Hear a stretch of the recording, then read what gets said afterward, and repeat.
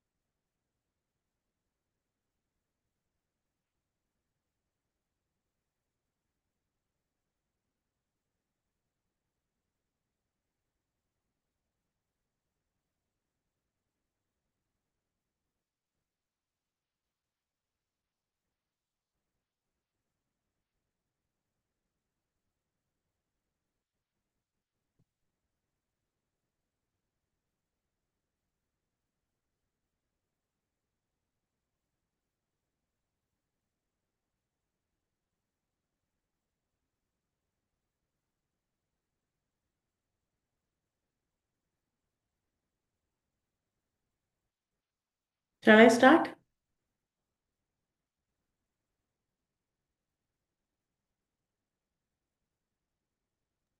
Yes, ma'am. Okay.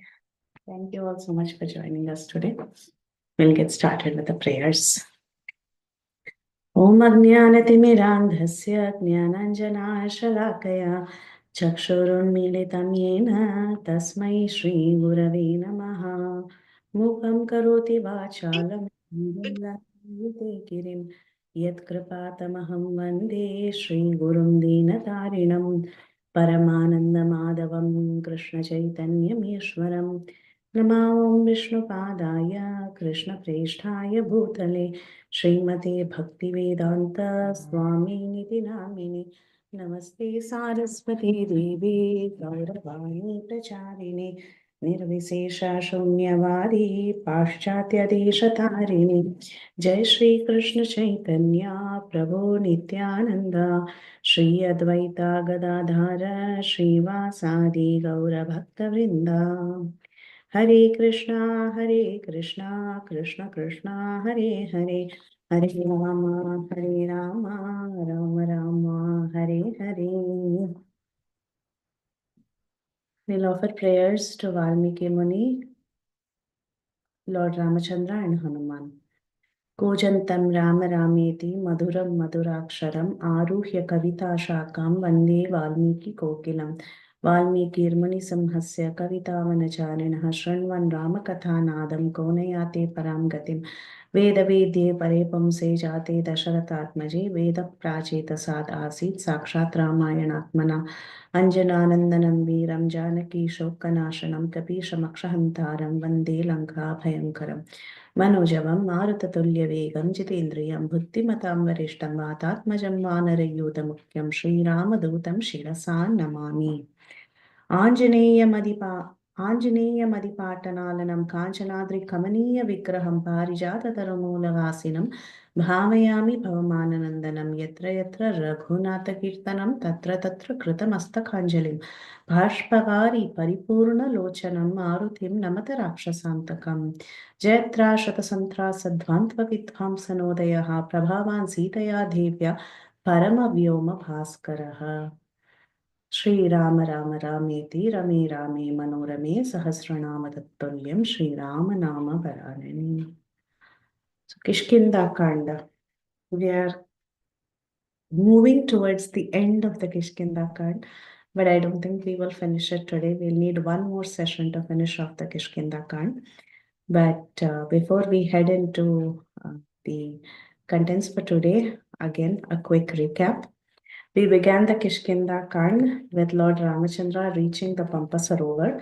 And when he came to the Pampa Sarovar, he was reminded of Sita and he was feeling the pangs of separation. As he went forward, the Vanaras were alerted because they saw two Kshatriya men coming in jute or in bark, dressed in bark clothes. So they were very confused. And Sugriva got alerted. He got very, very scared. And he tells Hanuman to go and check out their intentions. And Ram and Lakshman, they are very impressed with Hanuman's fine speech. Hanuman reveals that he is indeed the minister of Sugriva. And then Hanuman takes Ram and Lakshman on top of Rishyamukha Parvat, where his dear friend Sugriv is there.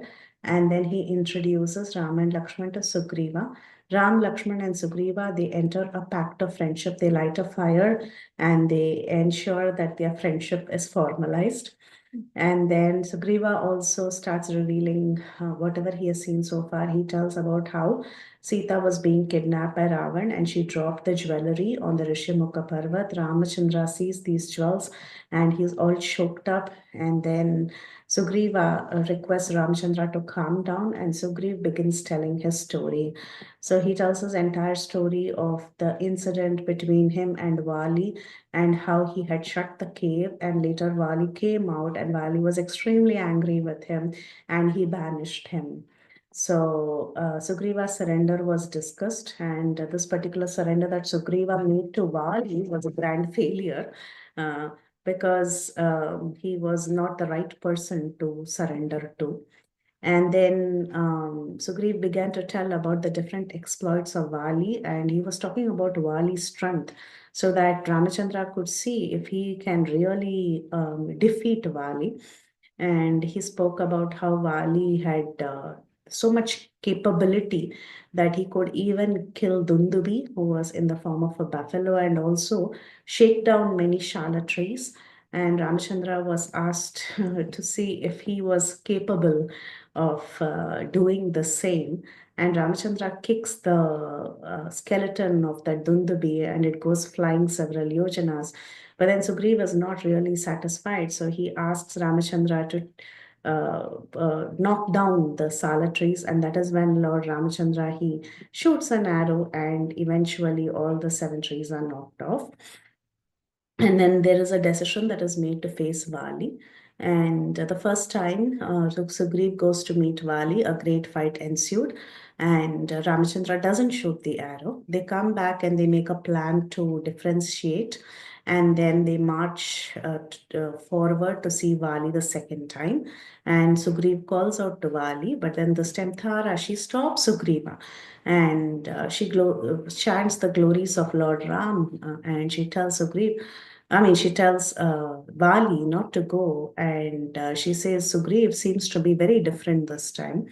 But again, Vali doesn't listen and he goes for the second fight. And when the second fight is going on at this time, Sugriva is desperately looking for Ramachandra's help. And finally, Ram shoots the arrow, it hits Vali, and Vali falls down. Vali is shocked, he accuses Ram, and he asks several questions. And Ramachandra answers all these questions perfectly. And Vali is convinced, he gives his verdict that you alone are the knower of all truths, and out of immaturity, I transgressed the limits. I transgress righteousness, and you are indeed correct. So he accepts the final verdict of Lord Ramachandra, and Vali laments for Angada because he's going to leave his dear son back, and Tara comes, Tara laments, Hanuman consoles.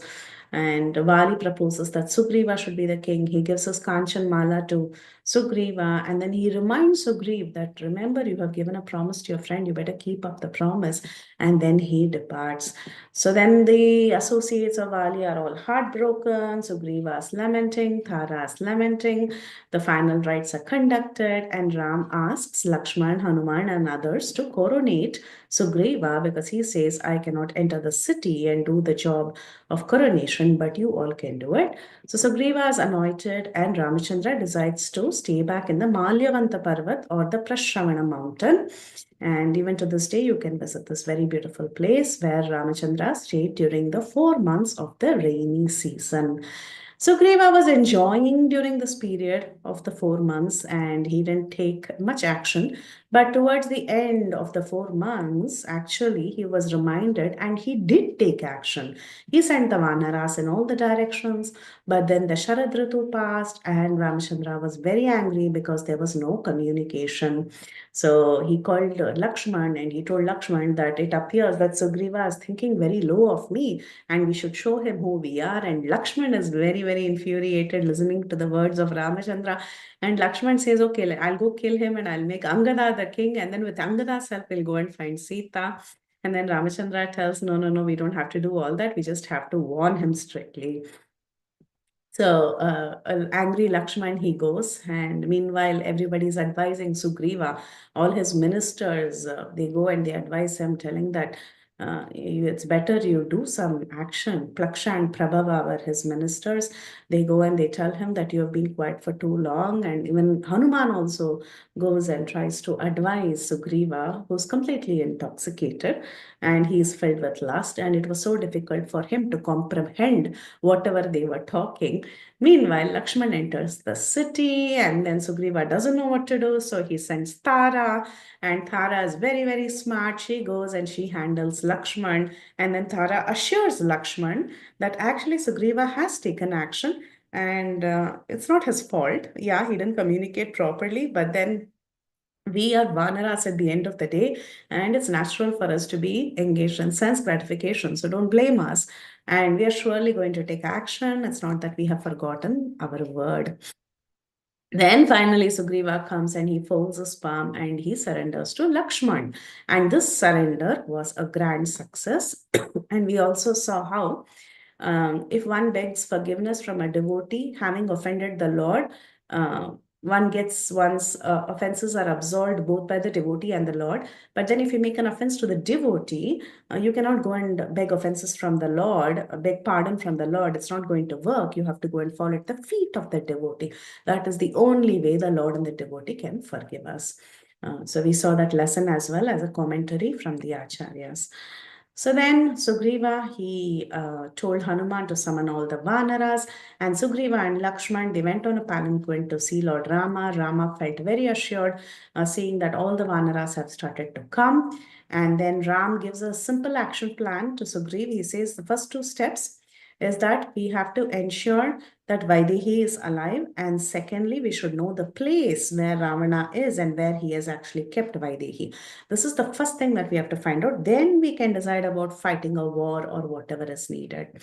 So then this Sugriv, he decides that the Vanaras should be split into four groups, and he chooses the army leaders of these four groups.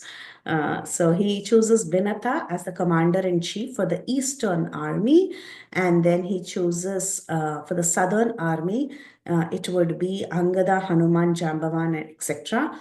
Sushena, the father of Tara, would go in the western direction. Shatabali would go in the northern direction.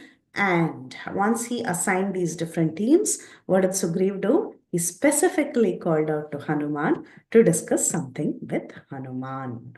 So we actually saw this verse, and also we saw the entire map, how in different directions all the Vanaras were dispatched. So actually we have to continue from here. But we stopped by reciting this verse. I will again recite this verse. It's a very nice verse. And then we'll continue from here. So what did Sugriva do? Here is what Valmiki says. विशेषेण तु सुग्रीवो हनुमति अर्थमुक्तवान् सहितस्मिन् हरिश्रेष्ठे निश्चितार्थो अर्थसाधने. Hanuman alone is the achiever of all purposes, and he, Sugriva, decided to speak about the topic of finding Sita for Rama with Hanuman. So Sugriva goes and tells Hanuman, "Oh Hanuman, you are Harishreshta. You are the best of all the Vanaras. And I don't see any impediment in your movement. Okay. Wherever it is, whether it is on the sky or in the water or in the land, whichever part of the world it is, I see that you can move everywhere. Why? Because you are Vayuputra. So your movement can never be impeded. And you have the accessibility to go to different worlds, like the world of the demons or the Gandharvas, the Nagas, the humans, demigods, gods, oceans, mountains, everywhere. You have unusual mobility. You're unstoppable.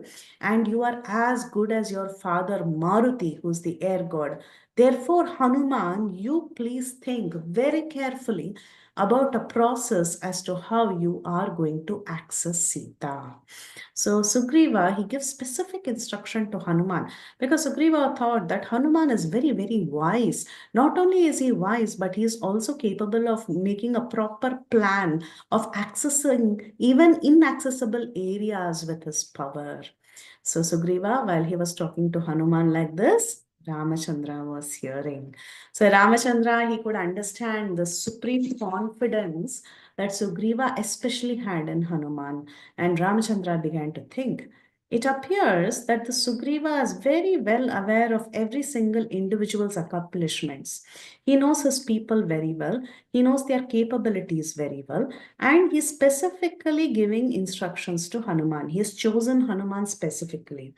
So, a person who knows his people very well, who knows their capabilities, if he's specifically choosing this Hanuman, then this Hanuman should be a winner of the task that he has undertaken. He should have the capability to accomplish any task that is assigned to him. So if a task is taken up by Hanuman, then success is guaranteed. There's a shloka, Asadhya Sadhakam Swamin, Asadhyam तव किं वद रामदूत कृपा सिंधो मत कार्यम साध्यम प्रभु. I think when I was a child, I was taught this verse.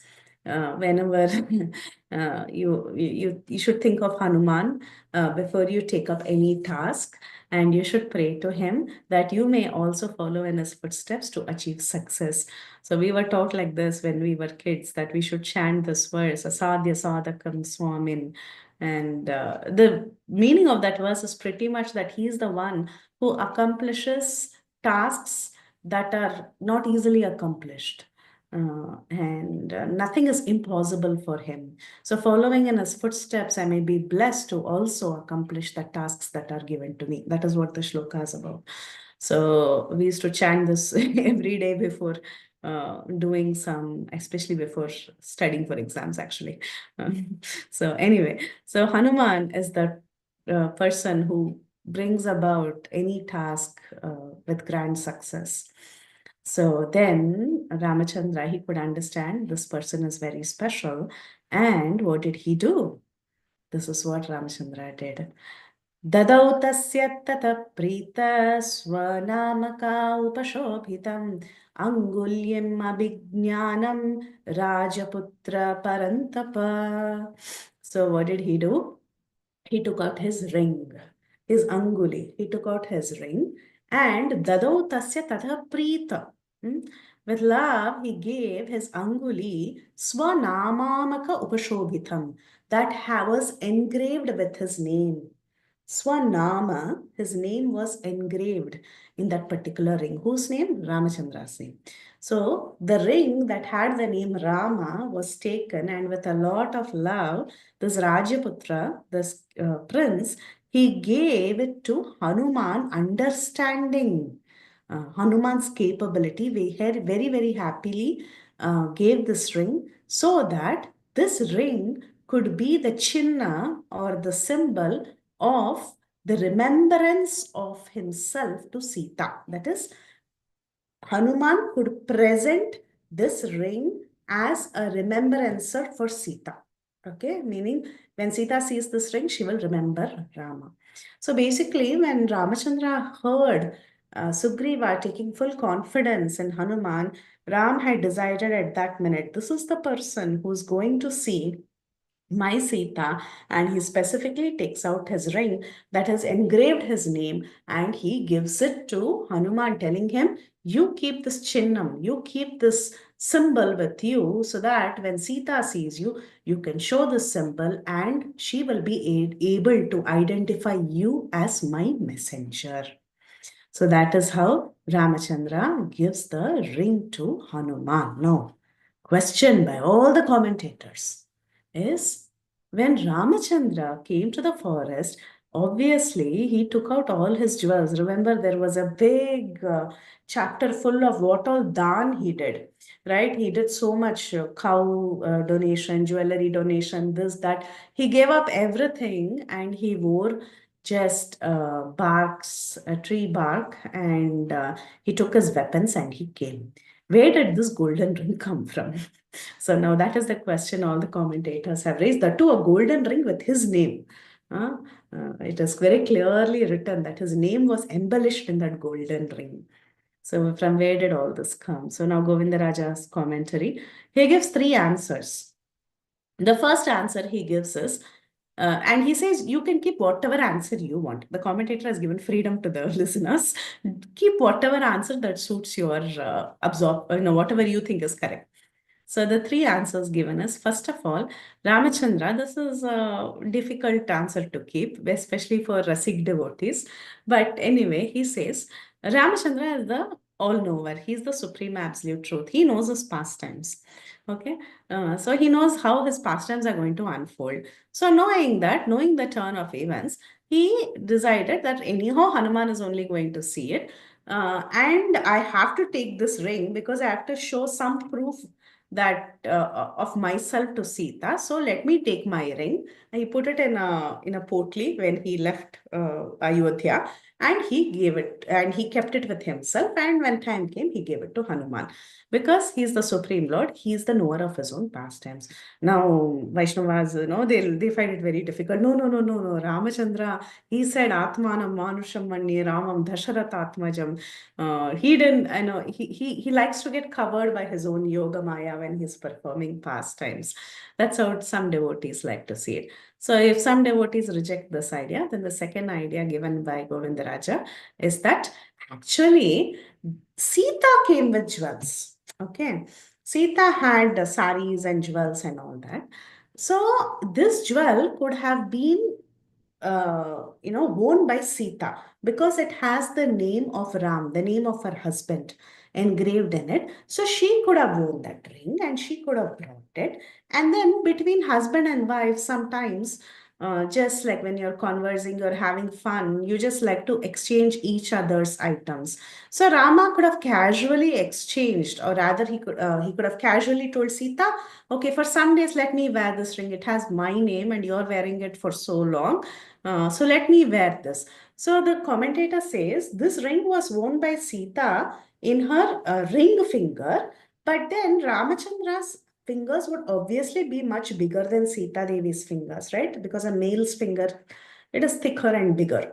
So what he would have done is he would have taken the ring from her ring finger and he would have worn it in his little finger, Kanishta Anguli. In the last finger, Ramachandra would have worn it. So much details he writes, the commentator. That is the second possibility. So what is the first possibility? He is the Supreme Lord. He knows his pastimes and he knows the ring will be needed. So he brought it. That is one. He would have put it in his, tied it in his cloth and he would have brought it. The second reason given is actually Sita came with a few jewels and she came with her sari. So one of the jewels that she brought is the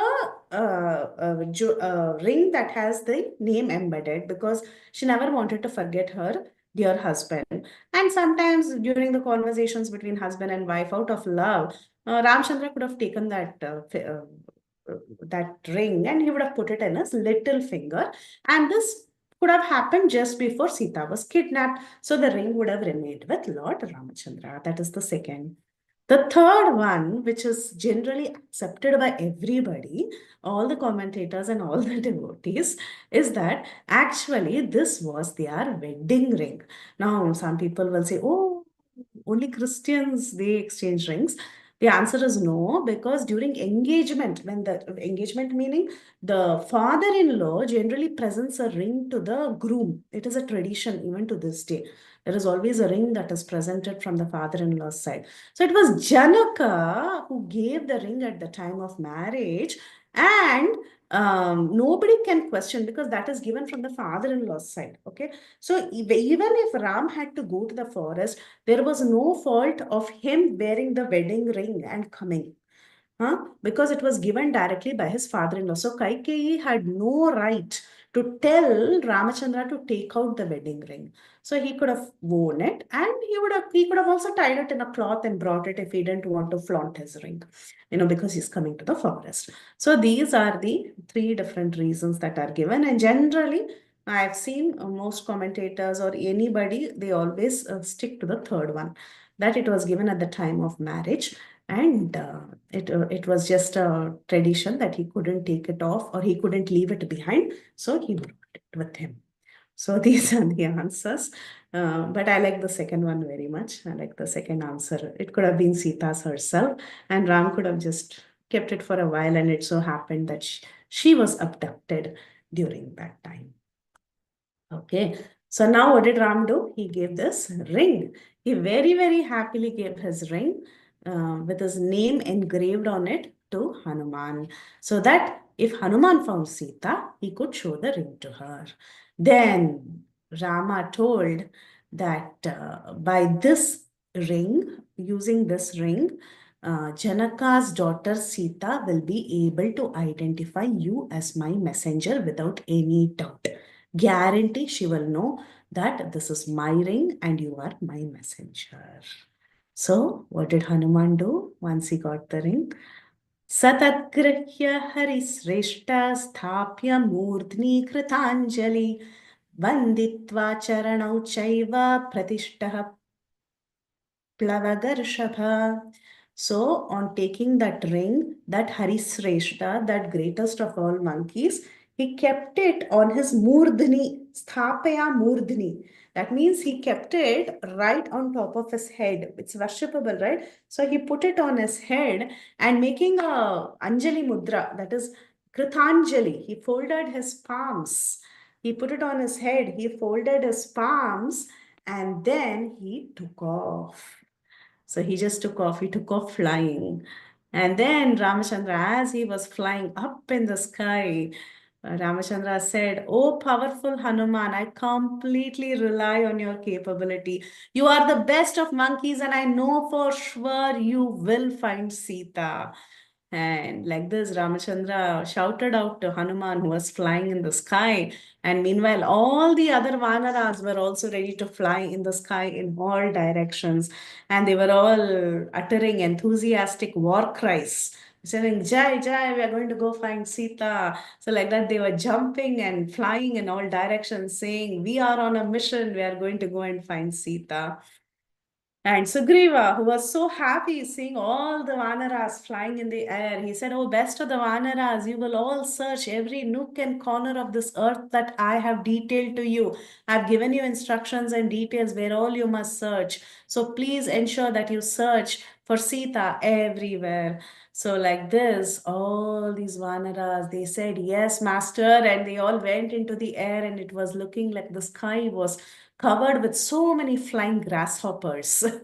That is the analogy given. It was like that, a swarm of bees suddenly when you see. So, like that, the entire sky was filled with Vanaras. And Ramachandra and Sugriva, they remained on Mount Prashravana. That is where Ramachandra's stay was for that period. Rama, Lakshman, Sugriva, they were all looking at all the Vanaras flying in all directions. And they were looking forward for that 1 month time. So the time given was exactly 1 month. So who all went? The great Vanara Shatabali. He was in charge of northern side. So he went towards the north, towards the Himalaya mountains. Then Vinata, he was in charge of the eastern direction. So he started flying in the eastern direction. Hanuman started flying along with Angada in the southern direction that is ruled by sage Agastya. And then Tara, Tara and Angada also went in the southern direction. And Sushena, he went in the western direction that was ruled by Varuna, and that is the ocean, because as you go west, the ocean begins. So, like this, all the Vanaras, they went in different directions and they were crying out, We will find Sita, we will kill Ravana, we will find Sita, we will kill Ravana. So, like this, they were shouting and they started flying. And some of them were like, We will quickly bring back Janaki. That is our mission. So, like that, they were shouting, and they were going in all directions. And one person said, I will bring Janaki even from the nether worlds. I will go to Atala, Vitala, Sutala, Rasatala, Talatala, Mahatala, Patala, and I will go everywhere and I will bring Janaki. And you others, you stay back. I am the most capable. I will go right now. So like that, one Vanara hero was shouting. Another Vanara hero was telling, I will shatter down all these trees. I will split the mountains. I will split the earth, and I will bring Sita. Another Vanara said, I can jump 100 yojanas. I will jump and I will find Sita. And then another Vanara said, my movement cannot be stopped even by the ocean or the mountains or the forest. So I am the greatest of all the monkey warriors. I will go and find Sita. And like this, all of them were shouting in various ways, and they were showing their confidence that they will find Sita. And Sugriva was feeling very happy in his heart. So, like this, all the Vanaras they dispersed, and Lord Ramachandra he was so happy. He was so happy with Sugriv's efforts that he had taken and how he had trained all the Vanaras and how he gave them explicit instructions. So Ramachandra he asked Sugriva, how is it that you are so well versed in geography of this entire Bhumandala? You seem to be knowing so much. So tell me, how is it that you learnt everything? So that is when Sugriv says that actually, after the death of Mayavi in the cave, and of course Dundibi was also killed outside the cave, Vali was very angry with me. He was so angry that I had shut the cave. So when he came out from the cave, he wanted to kill me and he began chasing me. And I was running away from him. But somehow or the other, he chased me in every nook and corner and he was trying to kill me. Mm. When I was flying in all directions, I was seeing so many different rivers, forests, and cities. I ran in the eastern direction, I fled in the southern direction, I went to the western direction, and I even went in the northern direction. And then I went to so many places, and he was continuously chasing me. And then finally, I came back to the same place where I started. That is when my dear minister Hanuman stopped me and he said this word of wisdom to me. So yesterday also, last class also we were discussing, this Rishyamukh Parvat is right here. Why did he run all around the world, right? So apparently it appears that he started running. He just took off flight, the minute Wali was chasing him. And he started going everywhere till he came back to the same place. And that is when Hanuman stopped him and he told him, why are you running everywhere? Rather, you can stay in this particular Rishyamukha Parvat because Sage Matanga had cursed Vali that he cannot even come near the outskirts of the Rishyamukha Parvat, where the Matanga Rishi ashram is there. So that is when, after Hanuman reminded me of that, that is when I decided to stay in the Rishyamukha Parvat. And luckily, Vali could never enter this area. This entire area was cordoned off, and there is no way that he can enter this place. And I was very, very safe here, owing to Mathanga Rishi's curse, and I never left Rishyamukha Parvat. But because of this, going to so many different places, I gathered the experience of the entire world. So somehow it is useful today. So, like this, he explains to Ramachandra. And the Vanaras, they went by in different directions. Time passed. All the Vanara commanders, they searched all the lakes, the cities, the mountains, and vacant lands, crowded cities. Everywhere they went in all directions. And counting 30 days, considering the day they left off as day one, counting exactly 1 month, they could all returned back to Mount Prashravana, and none of them, especially the ones who went in the eastern, western, and northern directions, none of them could find Sita. So they came back and they told Sugriva that they are back. It's been a month and there was no hope of finding Sita. Vinata, the great commander of the eastern direction, he searched the entire eastern direction, every nook and corner, and he couldn't find Sita. Shatabali, he explored the entire northern direction. He couldn't find Sita. Sushena, he went to the western direction and he came back saying he couldn't find Sita. And then all the Vanaras, they all told Sugriv, we all have come back. But then there is one particular group of Vanaras who have not come. And in that group is Hanuman. Hanuman, he doesn't have an ordinary birth. He's exceptionally mighty. He's the king of, actually, he's the one who's the king of all Vanaras. I mean, no, it's not like that. Sugriva is the king of Vanaras, but he's the special of all Vanaras. And they say that he will definitely find Maithili because he is the son of air god and he can go everywhere. So he is the one who's definitely going to find Maithili, and we are also sure of that. So, like this, all the Vanaras, they said, see, we couldn't find her, but there is a high possibility that she could be found only in the southern direction. The Vanaras also acknowledge that actually Sita was taken in the southern direction. So there is a higher possibility that she is found in the southern direction. Not only that, Hanuman is going to be a part of the southern direction. So Hanuman will definitely find Sita Devi. So like this, Hanuman I mean, the Vanaras in the different directions, they spoke about Hanuman. So now let's see what happened to the southern Vanaras. So the southern Vanaras search began, and Hanuman, along with Angada, Tara, and others, they were all searching every nook and corner of the southern direction.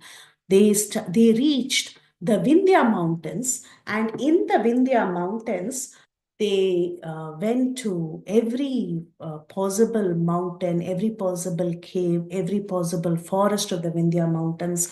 They were searching the mountain tops, the rivers, the lakes, everywhere. They were very, very scrutinizingly searching the Vindhya Mountains. Because when we talk about north, south, east, west, we mean to see from central point of India. Okay, so their first target itself would be thoroughly searching the Vindhya Mountains. That is actually there in the Madhya Pradesh area. That is there in the central India. So from there, they are going to go southward. So they were searching the Vindhya Mountains in great detail. And around the Vindhya Parvat area, they were moving from one province to the other. And then they were not able to see Maithili anywhere. They were trying to see the forests, the lakes, the cities, and so many different places. Then they also went on to see another region near the Vindhyas that was completely unpopulated and deserted. This region is considered the place where Kandu Maharishi, he lost his 10-year-old son and he had cursed this place that this place will not be habitable. So apparently it's there in the Vindhya Parvat area. And then from there, they moved on and they were trying to further see other forests in the Vindhya area. So, like this, they were climbing different rocks and they were seeing so many different shrubs and trees and so on. Then suddenly they saw a huge demon who appeared from one of those forests that was densely populated with lot of trees. Suddenly, this demon, he came out and he started charging the Vanaras. He started running towards the Vanaras and looking at his structure. Actually, he was not a Rakshasa, he was an Asura. Okay. But the Vanaras initially, especially Angada, when he saw that this Asura was chasing them like that, immediately Angada said, this is Ravana, this is Ravana, we have found Ravana, he's chasing us, let's go and fight with him. And Angada goes and he jumps, he catches hold of that demon, he thwacked him with his palms, and he killed him just by slapping him. So, like that, this demon was killed. Who was killed? We don't know. It was an Asura. He was killed. And then they went, after killing this demon, presuming him to be Ravana, Angada and others, they entered the cave from where this demon emerged and they looked inside the cave hoping to find Sita. But they could not find Sita. All that they accomplished is they killed some demon. Then they could understand that this demon is not Ravana and there is no Sita here. So Angada was lamenting. He was thinking, "Oh, I thought we finished our purpose. I thought Ravana was killed and we could find Sita. But unfortunately, this is not Ravana, and we did not find Sita." So then Angada, he spoke to his team. We have to be united. We have searched in so many places. We have searched in forests and mountains and rivers, but we have not seen Janaki. And also we killed one demon thinking him to be Ravana. But what is the use? Time is moving on. Time is lapsed. Sugriva, he's a strict disciplinarian. He's not going to like this. We have spent a lot of time, so we should not be lazy anymore. We should put in more efforts and somehow go and find Sita. Time is moving. So, like this, on hearing Angada's words, Gandhamadana, at this point, he was extremely thirsty and fatigued. They had gone to so many places and they had reached varieties of forests and mountains, and it was quite an effort. And then there was a big, demon encounter and this and that. Gandhamadana was so tired and thirsty. Actually, everybody, all the Vanaras, they were all tired and thirsty. So they told Angada, yeah, we are very, very tired. But yes, what you said is correct. We don't have much time. So we will search out in the caves and in the forests and the mountains. And again, they started looking and they went towards the south, they went south from the Vindhyas. Okay, so imagine the Vindhyas, they are still going south, south, south. And then they reached the southwestern peak of the mountain. And it appeared that they had spent almost one full month just searching in Vindhya Parvat alone. They're not even gone further. Time was just moving. So then these all these Vanaras, Gaja, Gavaksha, Gavaya, Sharabha, Gandhamadana, Mainda, Dvivida, Hanuman, Jambavanta, Angada, all of Thara, they started walking through these, southern part of the interlocked mountains of Vindhya. And there they saw a huge cave-like structure. It is called as the Rikshabila, the rickshaw cavity. They saw a huge cavity and it appeared that it was the entrance to hell. Okay. And the hunger and thirst that the Vanaras were going through was increasing and increasing, and they just couldn't tolerate. They were so fatigued and they were craving for water. And when they saw this huge cavity that was enwrapped with different kinds of creepers and trees, they were curious. What is this place? If we enter this place, maybe we will go to the lower planetary systems. They were thinking like that. And suddenly, from that cavity, they saw beautiful swans and Krauncha birds and Sarasa birds, Chakravaka birds. These are all waterfowls, okay? They are all water birds. They were all coming out from the cavity and their bodies, their feathers were drenched with water. And in their beaks, they could see reddish pollen of lotuses. So the Vanaras were all the more curious. They were thinking, what? There is water inside? And they were kind of discussing among themselves. This should definitely be the way to Narakalok or Patalalok. And it appears that the more we go inside, we will probably find water also inside. But then Hanuman, who is the intelligent one, who's the mastermind, he said, I don't think this should be anything to do with Narakalok or Patalalok, but it appears intriguing to all of us. So, like this, Hanuman was assessing this place. They could see swans and all these different chakravaka birds, all of them coming from the cavity. So they decided definitely I don't think there should be something like hellish planet, but maybe there could be some pond of water. So Hanuman assured all the Vanaras that let's go, let's figure it out. I'm sure it's not an entrance to hell. So, like that, all the Vanaras they decided because they were so thirsty, they thought, okay, let's just advance into this cave. And yes, they started advancing. But as they started entering the cave, it was so dark. They could hardly see anything. They were just going inside and inside and inside, and they almost went for 1 yojana distance. They could not see anything. They were holding each other hand in hand, and they were walking.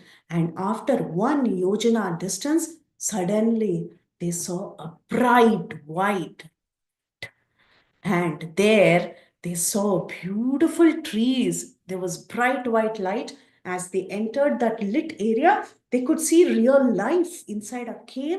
They could see bright, beautiful tamal trees, sala trees, thala trees, punnaga trees, champaka, naga, karnikara trees. And they were so surprised. And all these trees had bunches of flowers, and it was appearing golden. The leaves and the flowers were appearing reddish and golden, like as if the trees were laden with gems, and they had golden fruits. And in fact, the trees were decorated with golden jewelry.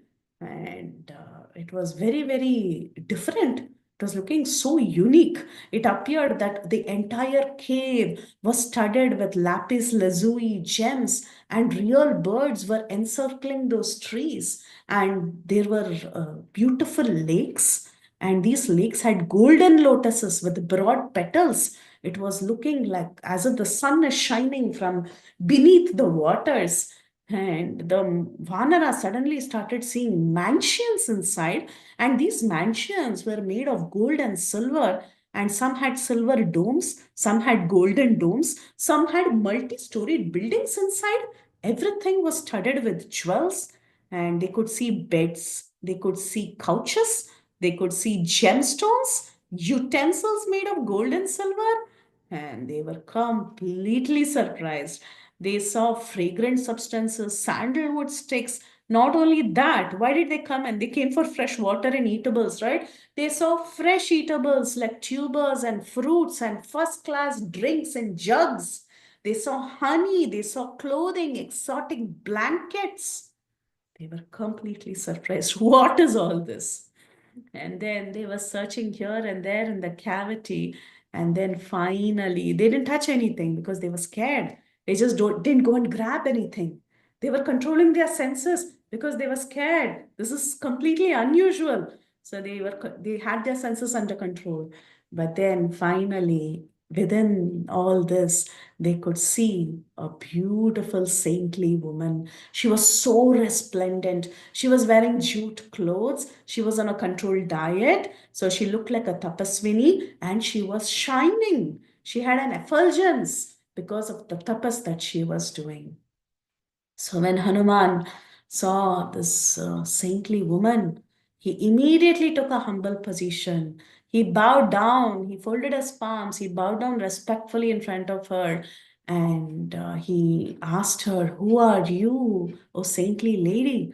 What kind of cavity is this? What kind of cave is this? What mansion is this? What jewels are these? Whom does it all belong to? Please tell me."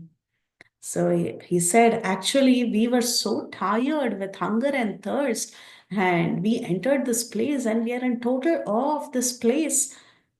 This place initially was enwrapped with darkness, and then as we came inside this cave with overpowering thirst, we could suddenly see that it was illuminated. So we are amazed looking at what all we can find in this place. Maybe this is the abode of a demon. And look at this, we are able to see edibles like fruits, roots, and tubers, and they are all so fresh. They are golden items. There are flowers, there are fruits. What place is this? So, like this, when Hanuman questioned this very saintly woman, she began to speak. She said, "There is a marvelous demon by the name Mayadanava, and he has an expertise in building things. This golden cave was constructed by him. Mayadanava, indeed, is the architect of all the demons. But on practicing austerities for thousands of years in this forest, he obtained a boon from Brahma that he would get the wealth of Shukracharya, because Shukra, Venus, very, very wealthy.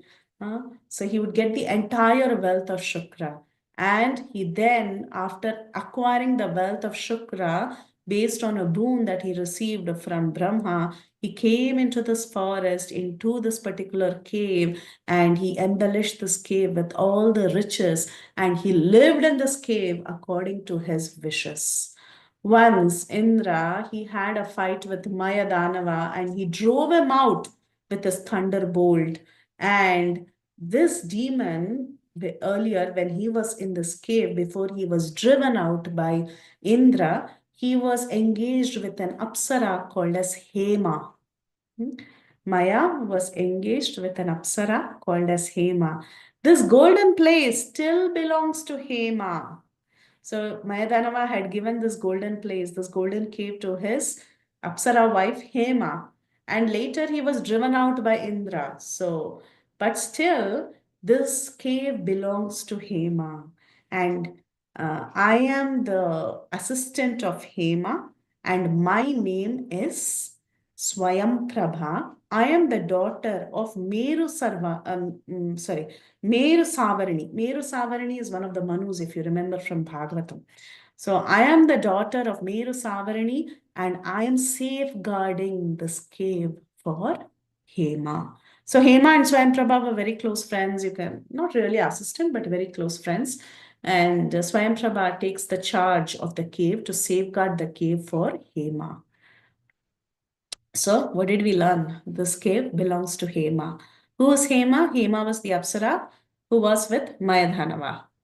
And any guesses? Who's the daughter of Hema and Mayadhanava?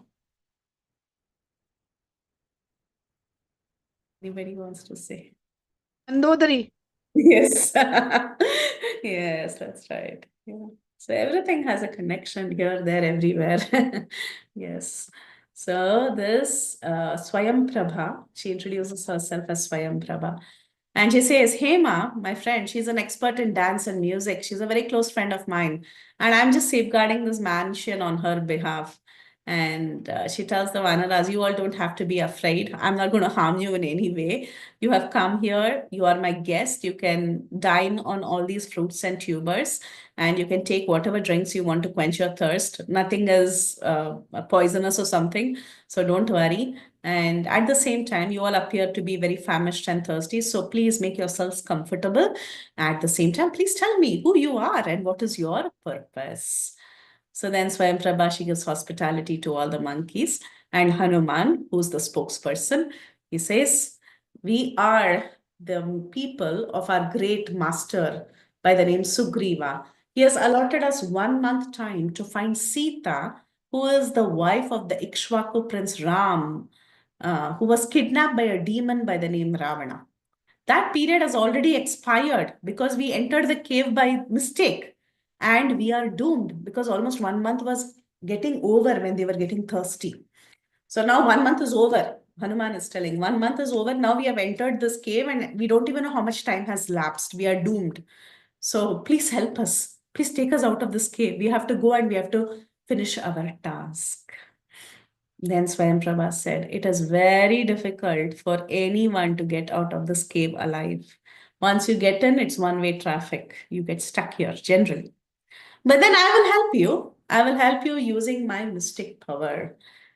So without my permission, nobody can leave this cave. But then with my help, you can get out of this cave. So for that, you must all close your eyes. So all the Vanaras, they closed their eyes tightly without cheating. No cheating. They didn't do like what we do. So they closed their eyes, they shut their eyes tight, and they were transported mystically out of the cave in the southwestern end of the cave. So southwestern end of the Vindhya. Still, we are not in the southern ocean. Okay. As per the Valmiki Ramayana, it has been clarified that when the Vanaras came out, they did not come out directly to the southern ocean. Okay. So they have come out to still Vindhya Parvat joining the Western Ghats. So they are somewhere there. They have a long way to go to the southern ocean. So like this, she was able to transport them to the southern side of the cavity. And uh, and she said, if you look further down, you can see the Southern Ocean. So basically, they have come to somewhere near this. You can see, I'm just giving you an approximation. You have Vindhya Mountains, you have the Western Ghats. So the southwest corner may be near the coastal area. And if you look further down, the Southern Ocean is there, but they are not at the tip of the Southern Ocean. Okay, so that is where just after Madhya Pradesh, you come like this, maybe Goa, Mangalore. I'm just giving you a rough calculation, somewhere there. Okay, it may not be that exact location, but the idea is southwestern end of the Vindhyas connecting the Western Ghats. They have come somewhere there near the coastal area, but still it is the mountainous spots. The area is still mountainous because in the mountains they are going to find somebody else too now. Okay, so still they are near the mountains. Then they opened their eyes and they saw that the trees outside were in full bloom. That means the season had passed. Spring had arrived. And the monkeys were amazed to realize that so much time had mysteriously passed. So they were given only 1 month. They were supposed to have left after Kartik Mass, and then maybe by beginning of January, they should have gone back. Entire December, they could have searched and they could have gone back by January, but then February, March, almost April. I mean, not April, March, around March. So basically, time had passed and spring had started appearing. So they were on the foothills of the Vindhya Mountains, southwestern tip, and the foothills down they were near the ocean that was connecting the Western Ghats. And they saw all these fully flowered trees and they were driven into depression. They were thinking what to do now. Angada began lamenting. He said, this Sugriva, he's a tormentor. Okay? He will not spare any one of us. If we return, he will surely kill all of us because he told us if you don't come back within 1 month, you're all doomed. So now Angada said, what to do now? We cannot just go and show our faces to Sugriv. Rather, we can sit down and we will all fast unto death. This Sugriva won't spare us. He's going to kill us because of our negligence. And Sugriva, he doesn't have a good track record. He's been very, very bad to us. He is out of animosity. He killed my father. Now he'll kill me also. What is the use of all this? So then the monkeys, they all thought what Angada is telling is correct. There is no use returning to Kishkinda. We don't have any information about Sita.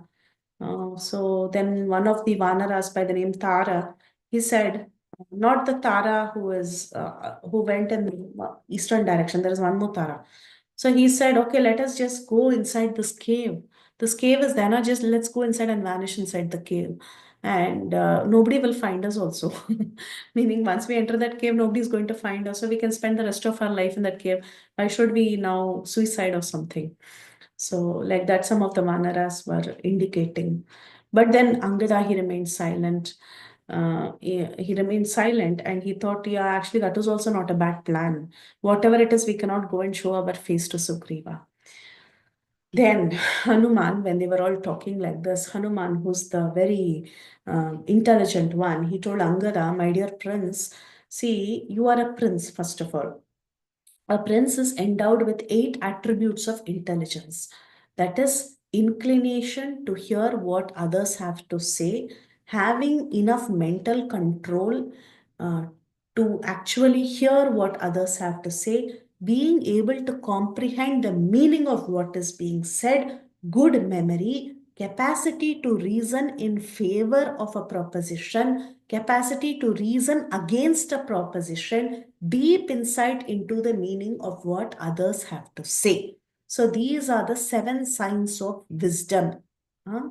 He says like this. He says you should have all the intelligence and wisdom. Basically, he's telling you should listen to me. That's what Hanuman is telling. So he says, Angada, you not only that you're a great prince, you have intelligence, you have wisdom, you have the capability of listening to your ministers. You also know all the different political art like Sama, Beda, Dhana, Danda. You know all of that. Above and beyond all of this, you know the importance of time, place, and circumstance, ability to endure hardship. You have knowledge of all the subjects, expertise, you have vigor, you can guard secrets. So, like that, he talks about different qualities a prince has to cultivate. So, having said all that, he said, Angada, you have all this, so please don't be foolish. Don't carry out your foolish plan of living within this cave or committing suicide. That is the most foolish thing to do. That too being a prince who has all these qualities.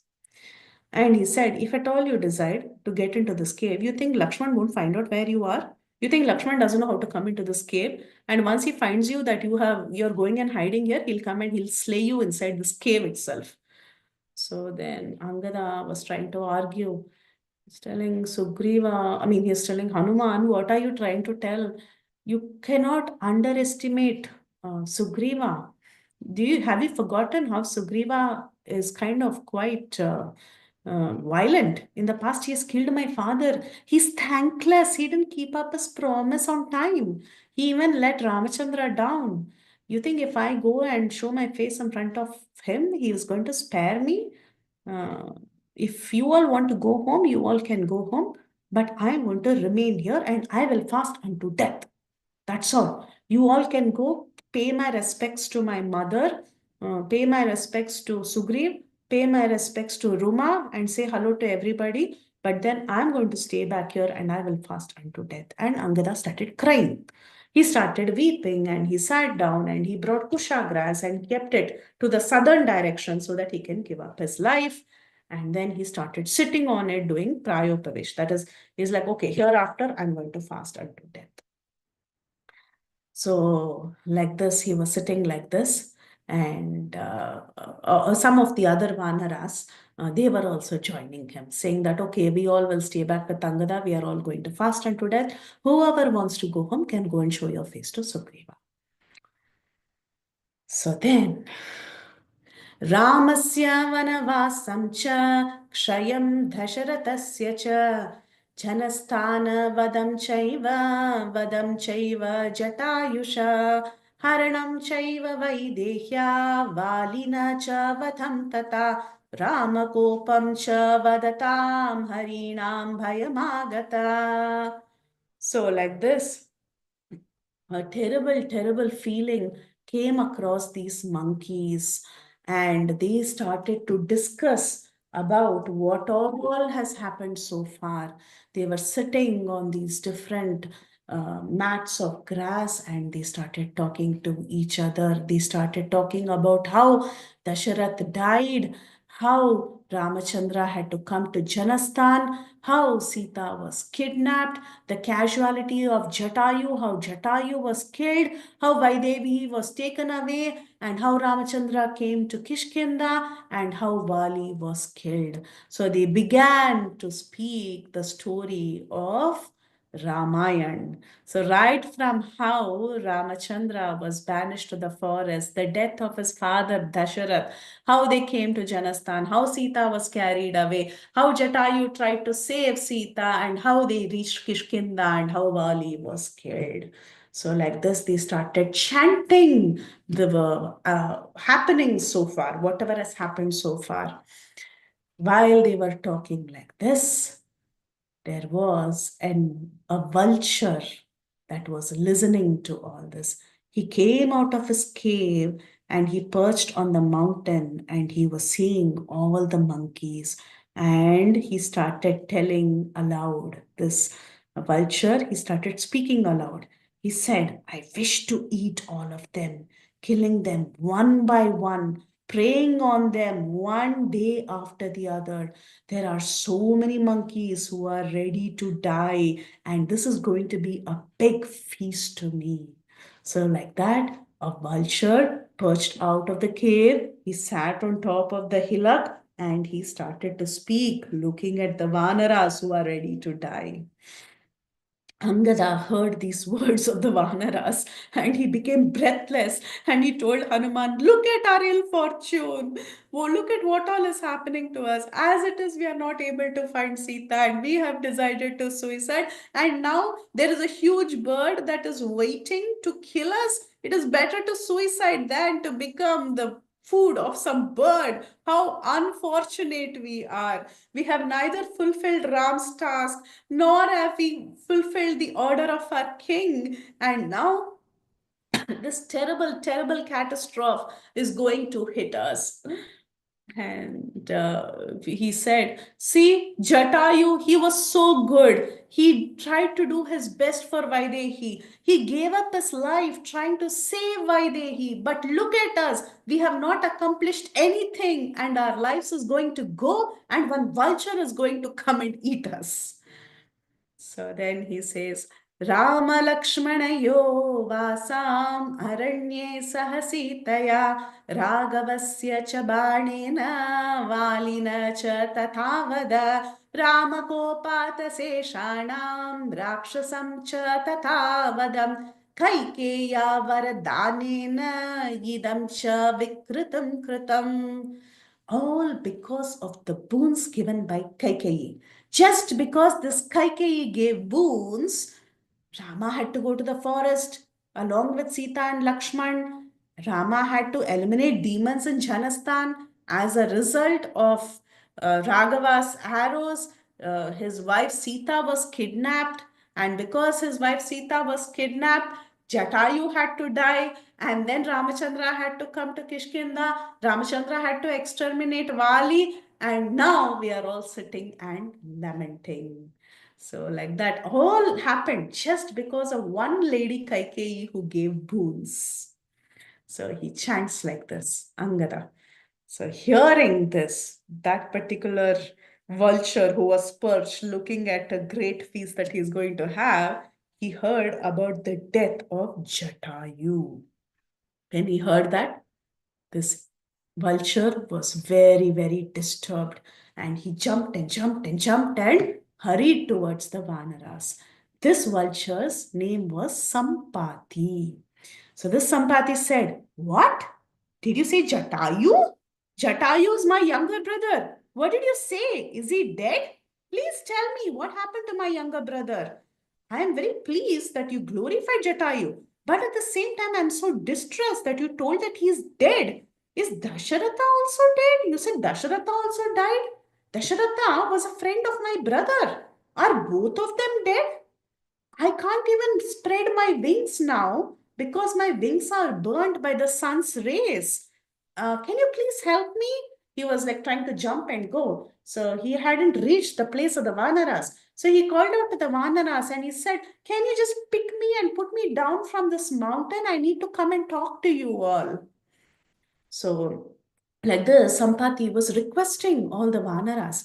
Now, though Sampati's voice was choked with emotion about the demise of his own brother Jatayu and his dear friend Dhasharath, still the monkeys, the Vanaras, they were a little doubtful because just few minutes back, this vulture was telling, I'm going to have a grand feast, I'm waiting to eat all of you. And then suddenly he's all choked up and he's telling, please lower me down, I have to talk to you. So they got really scared. And then some of the Vanaras were like, it's okay, anyhow we are going to die. How does it matter? Let him come. Let's at least listen to what he has to say. So then they brought him down, and then Angada, he began to tell Sampati, Oh, Vulture, my grandfather is known as Riksharaj. He was very, very valorous, and he had two sons, Vali and Sugriva. My father was Vali, and he was very renowned, and he became the king after my grandfather. But then, among the Ikshvakus, there is also a great personality by the name Rama. He was the son of Dasharatha. Now, abiding by the father's, order, he had to go to the forest of Dandakaranya along with his brother Lakshmana and his wife Vaidehi.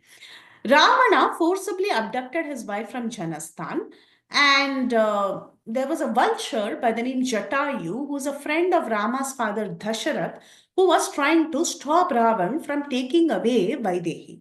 And Jatayu tried to give a good fight, but then he was overly tired and he tried his best. Of course, Ravana's chariot was dismantled and everything, but then Ravana killed him in a conflict. So, like this, the Jatayu was killed by this mighty Ravana. And then Ramachandra went there. He found Jatayu and he did the final rites of Jatayu. And Jatayu went to the spiritual abode. Raghava proceeded further and he made friendship with my paternal uncle Sugriva. And they got into a deal.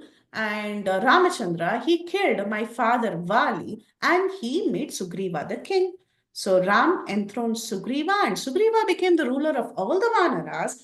And To favor Ram, he collected an army and he spearheaded this effort of sending us in all different directions to go and find Vaidehi.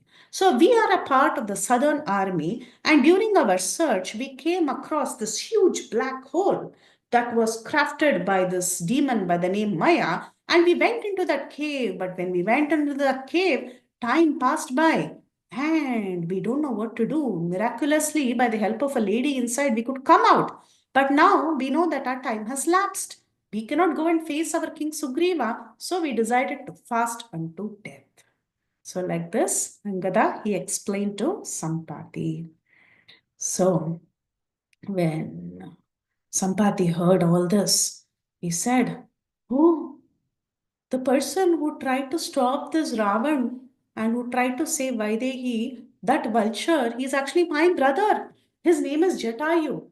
Once, when the elimination of Vritrasura happened in a remote time in the hand of Indra, at that time, we both vulture brothers, we would fly very high in the sky, and when we would fly, we would try to surpass each other's speed and we would go towards the sun. Once, like this, when we were flying towards the sun's rays was very, very scorching. And my brother Jatayu, he went so close to the sun that I got very scared. I didn't want him to be scorched by the sun, so I covered him with my wings. And when I covered him with my wings got burned down and I fell down into this Vindhya Parvat. And I could not pay attention to my brother. I don't know what happened to him. I don't know where he fell, what happened to him. And I could never see him again. So, like this, Sampati, he spoke about his brother Jatayu, and he told, "Now I'm missing my brother, and now you're telling me that my brother is already dead. That is really sad." So now Angada said, "Oh, if you are the brother of Jatayu, you must be aware of the whereabouts of Ravana. So can you tell, do you know who Ravana is? Like, have you heard about him? Can you please tell us about Ravana? Do you know the location of Ravana? You seem to be a vulture. You seem to have gone to so many places, and you say you're the brother of Jatayu. So do you know about this Ravana? Do you know where this demon is located? And just tell us whatever information you have. It doesn't matter if this location is nearby or far away. Just give us as much information as you have."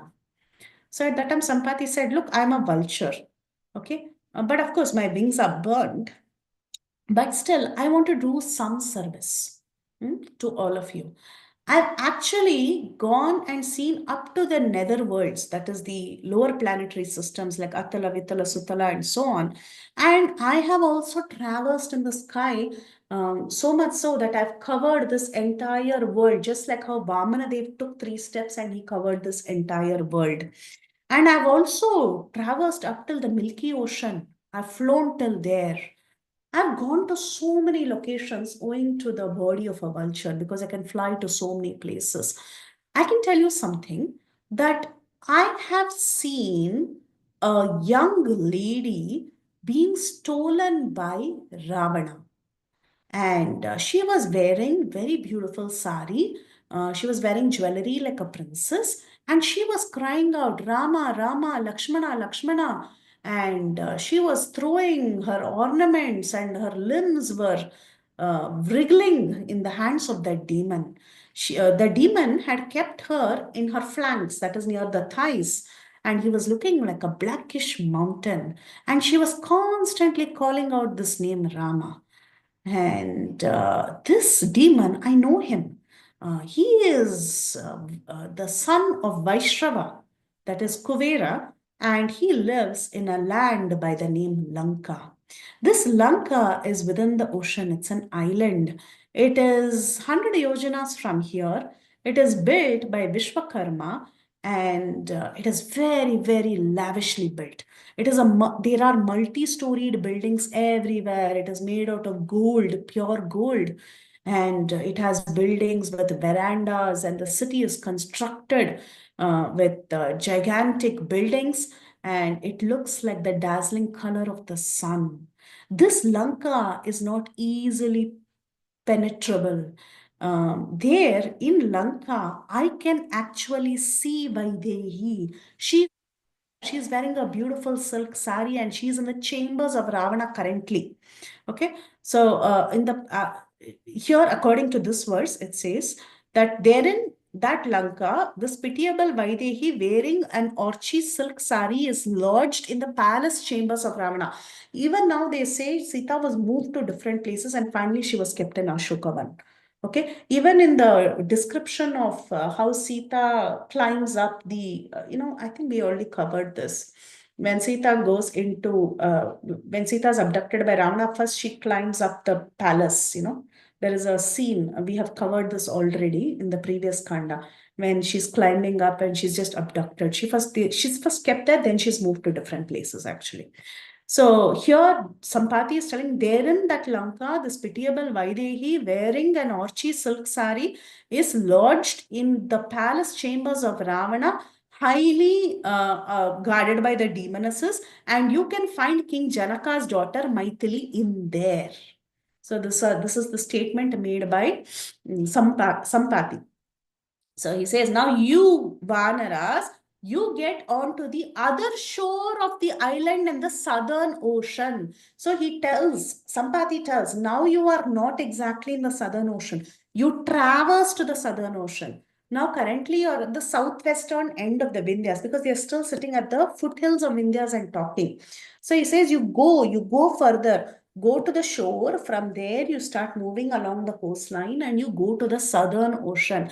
And then you cross the southern ocean. There, when you cross the southern ocean through 100 yojanas, in the Treta Yuga, it was 100 yojanas far. In today's Yuga, it is much closer.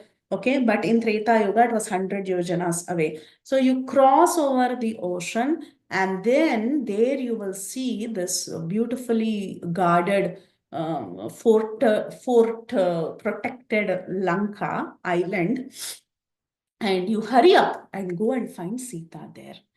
And that is when this uh, this one, who's this? Our old man, Jambavan. Yeah. Okay. Anyway, Jambavan will ask again and again more details, and because he's an old man, right? He keeps asking again and again details. But then Angada says, at this point in time, Angada says, "Can you tell me more details?" First, Angada asks, tell more how, where she is, what she's doing, and all that. So Angada says, please tell vividly as to where Sita is. Who has abducted Maithili? Who has taken her away? Can you help all of us so that we can get more details? So now Sampati, he focuses and he says, I can foresee with my power that very soon you all will see Sita. I have some foreseeing capabilities. Like I know prognosis, what do you call astrology?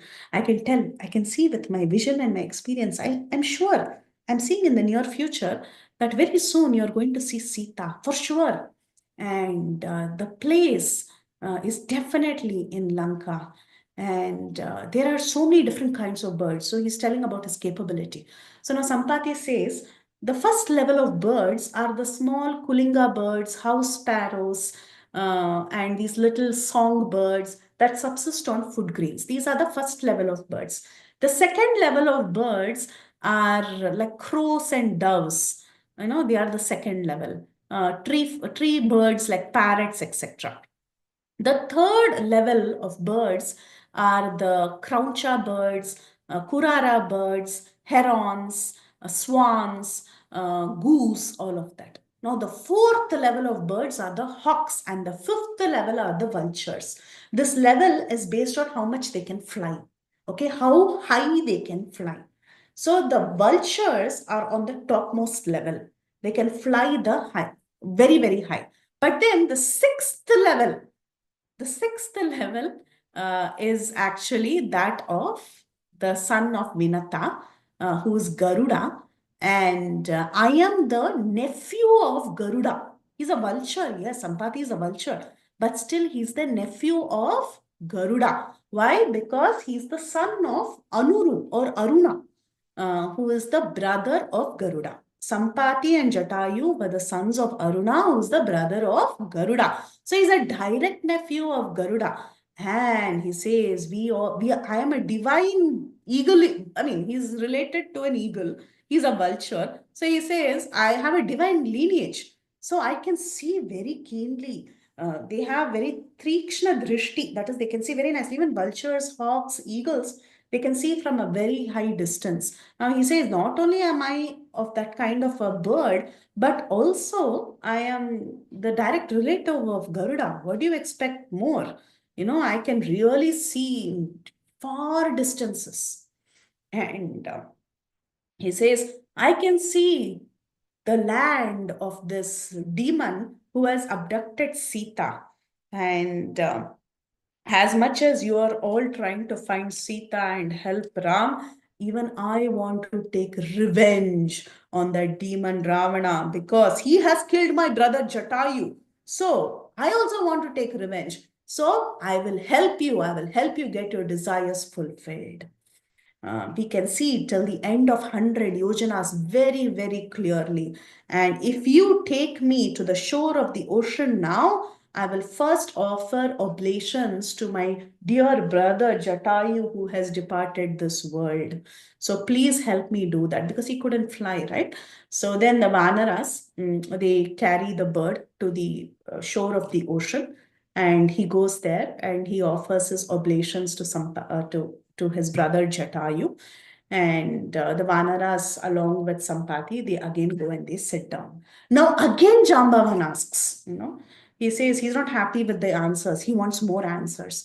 So Jambavan, again, he tells Sampati, tell us more details. I want to know more. How much can you see? What are you exactly seeing? Give us more details. How do you know Maithili is there? Can you tell us more? So that is when he begins to narrate that, yes, I myself did see, when I didn't have wings, I was just sitting in one place and I saw this Ravana carry away Sita. I could see him fly in the sky, and the Sita was shouting out, Hey Rama, hey Lakshmana. She was telling all this, and I could see. Now, I'll also tell you one more thing.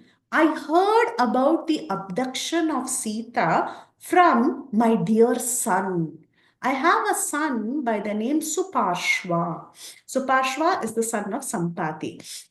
Supashva, after I fell off into the Vindhya mountain, somehow he came, he found me, and he started living with me and he started assisting me.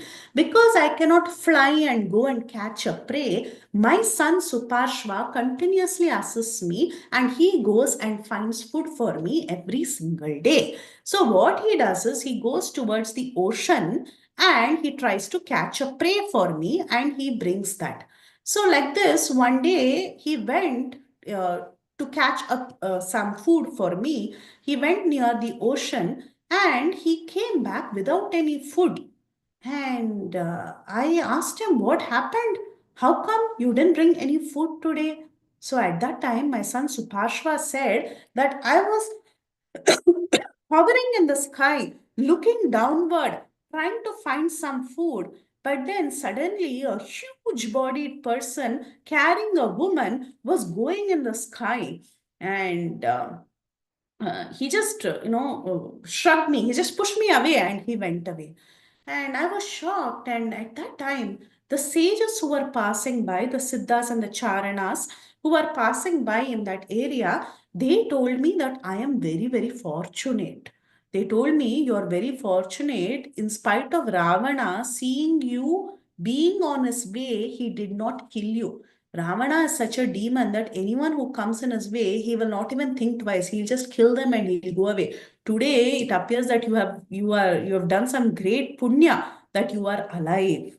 So he said like this. So Supashva tells that that huge demon, he was carrying away a beautiful princess and he was going. So even from Supashva, I had heard, and the Siddhas and Charna specifically mentioned that this is Ravana and he is carrying away the princess by the name Vaidehi, who's the son of Janaka. So Supashva comes and tells his father, that is the reason why there is so much delay today, because I had encountered this demon, and all the Siddhas and Charanas were telling you are very, very lucky today. So, like this, I heard even from my own son, and I also saw with my own eyes. And Sampati says, the task of Rama is also my task, because his enemy is also my enemy, because my brother was killed by this demon. So I will do anything to ensure that this demon is killed.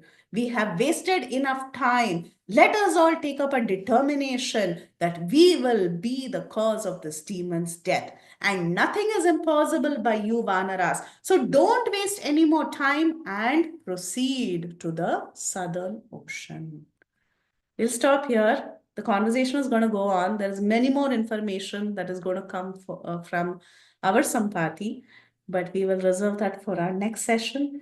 And then we'll see how all the Vanaras were making a determination to cross the ocean. We have to hear about the capabilities of each of the Vanaras. And then finally, we'll see how the chosen one climbs the Mahendragiri Parvat in the southern part of India, and he's ready to take off flight. With that, the Kishkinda Kand will end, but that will be next week. Okay, we'll stop here. I stopped 5 minutes early.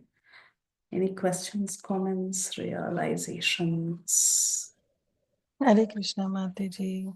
I wish you would have not stopped. It was so engrossing, so engaging. Thank you, Mataji. It was wonderful session. I don't have any question as such, but you explained everything so nicely. Thank you Thanks so so much. much. Yes, Parima Mataji. Hare Krishna Mataji, such a wonderful session once again. I'm really thankful to you for Mataji. Still, I mean, I cannot kind of digest the fact that the uncle of a vulture is a Garuda. In some places, he's called a vulture. In some places, he's called an eagle. So, Yeah, I mean, it's like, you know, like how can a donkey give birth to a dog kind of a thing. yeah, but how Oh, could but Vinita even be a Garuda vulture? is also a vulture, no? Eagle. Garuda Eagle. and Okay. Eagle, eagle. Yeah. eagle. Garuda is an eagle. Jatayu is a vulture. Yeah, Garuda is an eagle. Yeah, so it's kind of, you know, yeah, Yeah, eagle, hawks, vultures, they're all so similar, right? yeah, But how did Vinata give birth to a bird? yeah. Vinata wasn't a bird herself. No, she was a human. Okay, How did that I don't know. I only know the name. I thought maybe a different species of female. No, the sixth canto you can read how Kashyap Prajapati he has all these Yeah, different wives, and they're all wives, they're all women. yeah, yeah. Yeah, I remember now. Yeah, Yeah. that. Aruna is also he's like a half human. He doesn't have anything below the thighs. So because but he came from an egg, Aruna, who's the sun god's charioteer. Yeah. So Anuru. Yeah, the one without the nothing beneath the thighs. So they're all Kim Purushas, Kinnaras. They have half human, half bird bodies. so this Aruna's son is Jatayu, Huh. Jatayu and Sampati, they are brothers. Yeah. and Aruna is the brother of Garuda. Yes, correct. Yes. Yeah. As it is said in the scriptures, so I just accepted Mataji. Yeah, that's all. I mean, like some things we can't. Yeah, we can't kind of, How? logically Yeah. connect, Yeah. but yeah, we How? do. How did Kadru give birth to snakes? How did Sarama give birth to dogs? Yeah.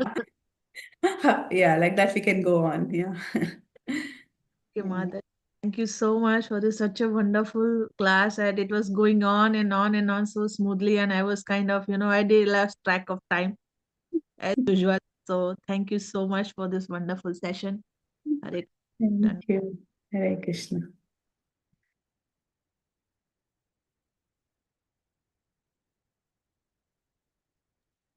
Devotees and yes, Praladananda Prabhu.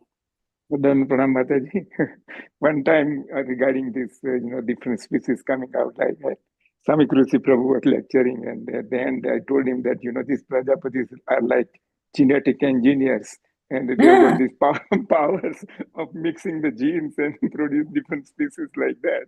And he said, no, it's not like that.